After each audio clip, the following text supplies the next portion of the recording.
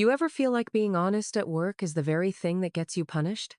That was me 35 years old, mid-level financial analyst at one of the top consulting firms in the city. Clean record. Always on time. No drama. Just numbers. That's what I believed in. Until the numbers started lying and I realized people were lying through them. Let me tell you how one honest email I sent nearly destroyed my career. And then, how another email I sent brought down everything my boss tried to build. It all started on a rainy Monday morning, the kind where the air feels too heavy and the lights in the office seem too dim. I was sipping bitter coffee, reviewing quarterly expense reports, when something jumped out at me.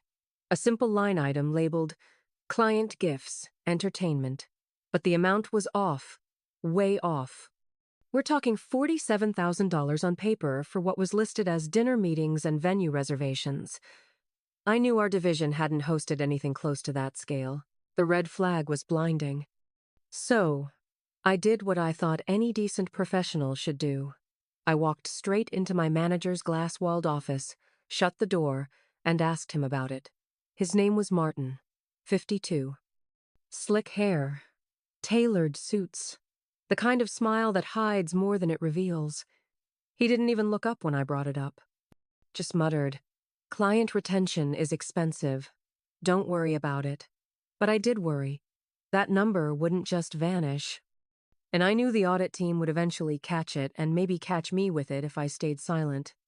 So I went back to my desk, opened my laptop, and drafted a short internal email to Martin and CC'd the senior accounting officer, just to document it. I didn't accuse. I didn't make it emotional. I simply asked, "Can you clarify the breakdown of the $47,000 listed in Q2 under client gifts?" That was it. Just one line. No accusations, no drama, just clarity. 2 hours later, Martin called me back into his office.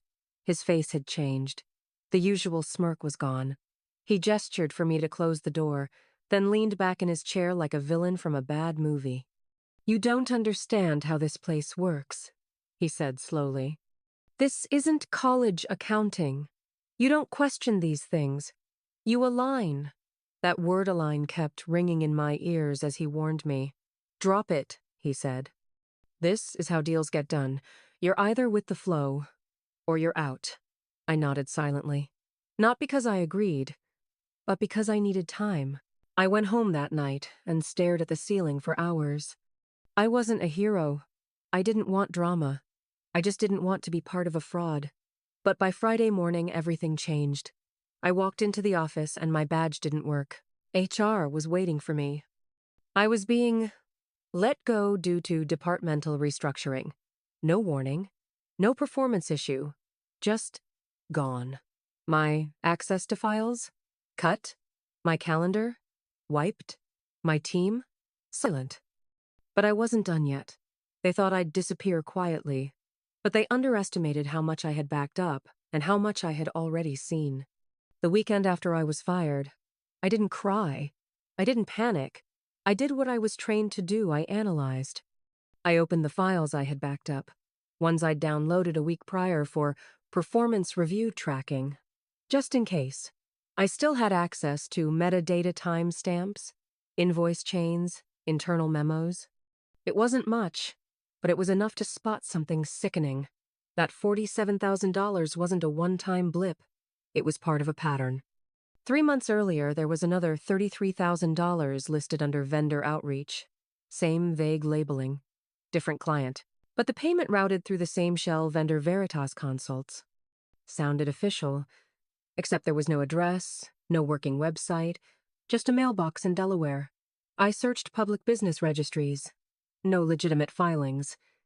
And guess whose name showed up on an archived payroll transaction linked to Veritas? Martin's nephew. Not even subtle. That's when it hit me. This wasn't lazy fraud. It was systematic, polished, weaponized. Martin and whoever else was in on it had created a funnel rerouting client expenses through ghost vendors and padding invoices while pocketing the difference. But here's the part that really made my stomach drop. There were 5 other managers with expense reports showing the same pattern. Different clients. Same vendor names. Same language in the write-ups. Someone had created a playbook, and that meant Martin wasn't working alone. I started building a master spreadsheet: dates, amounts, vendor IDs, routing codes. It took me 3 days to trace over $620,000 in padded payments across 2 fiscal years. And the worst part? Some of those payments were billed directly to government-funded projects. That changed everything. Now, we weren't just talking about internal fraud, we were talking about potential federal fraud. I could have gone to the press. I could have tweeted it into the storm. But I didn't want noise. I wanted accountability. I reached out quietly to someone I trusted: Janet, a former colleague who had left to work in the company's compliance division at the global HQ level. We hadn't spoken in a year. But when I told her I had information, she called me that same night. We talked for 3 hours. She listened carefully, asked smart questions, and finally said, "If even half of what you're saying is documented, this could trigger a full-scale investigation." That was the moment I knew this wasn't just about me losing a job. This was bigger, much bigger. And the people who fired me for being too honest? They were about to find out what honesty looks like, when backed by evidence and timing. By the time Thursday rolled around, Janet had verified enough of the documents to escalate it internally. She flagged the suspicious vendor accounts to the global compliance director and attached my full spreadsheet. Within 48 hours, an internal investigation was launched quietly. No sirens, no big announcements. Just a discreet team from corporate showing up on the 17th floor and asking for original documentation. Martin had no idea. He was busy hosting a leadership breakfast, all smiles and charm. But behind the scenes, access logs were being reviewed. Vendor payments were being frozen. Contracts pulled for audit. I watched it unfold from my kitchen table, phone buzzing every few hours with updates from Janet. "They're panicking," she said. One of the managers tried to delete shared files. It already flagged it. But here's where it gets cinematic. After 4 days of quiet probing, the internal team requested one final clarification: a timeline. They wanted to know when the payments first started and how deep it ran. That's when Janet asked me to forward the email. Not the spreadsheet, not the breakdown. Just that one single email I had sent weeks ago, the one that asked, without drama, "Can you clarify the $47,000? Because that email wasn't just a question. It was a timestamp. Proof that I had raised concerns. Proof that I had documented it.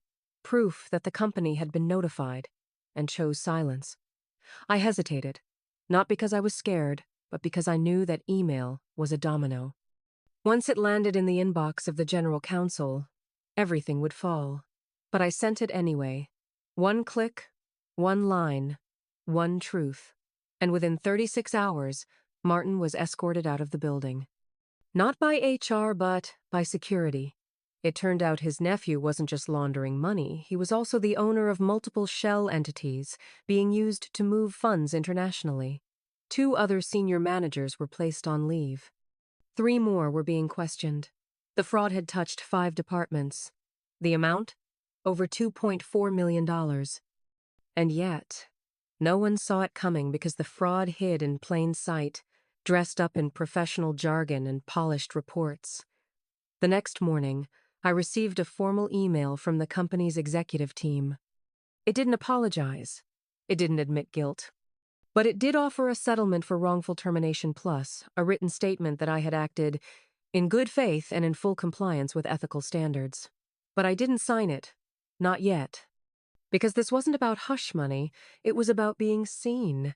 And I knew exactly how to end it. I took a few days before responding to the company's settlement offer. During that time, I received 2 unexpected messages. The first was from someone in the legal department, unofficial, of course. A short message that said, "You did the right thing. We knew something was wrong, but no one had proof. Thank you." The second was anonymous. Just a screenshot of Martin, walking out of the building in silence, head down, flanked by security. That image stayed with Minot because I wanted revenge, but because it showed something rare in corporate life: consequences. I eventually agreed to the settlement, but I attached one condition: they had to rewrite my departure notice internally, stating that I left the company In good standing and with recognition for integrity and professionalism. It wasn't for a resume. It wasn't even for LinkedIn. It was for closure. For the record, to reflect what really happened. And they agreed. Quietly. I never went back to that office. Never needed to. Because a few weeks later, I started consulting independently, ironically, for companies trying to prevent the kind of fraud I helped expose. One of my first clients? A mid-sized tech firm whose CFO said, "We don't want someone flashy. We want someone who tells the truth, even when it's uncomfortable." I smiled. Finally, being too honest was an asset. But here's what I want you to know if you've ever felt punished for doing the right thing. If you've ever stayed silent because the truth felt too dangerous. I get it. I lived it. And I'm not saying every story ends like mine, but sometimes, one quiet voice, one well-timed email, one undeniable truth is all it takes to bring a lie crashing down. So if you're ever caught between silence and honesty, just remember, the truth might not always save your job, but it might save your soul.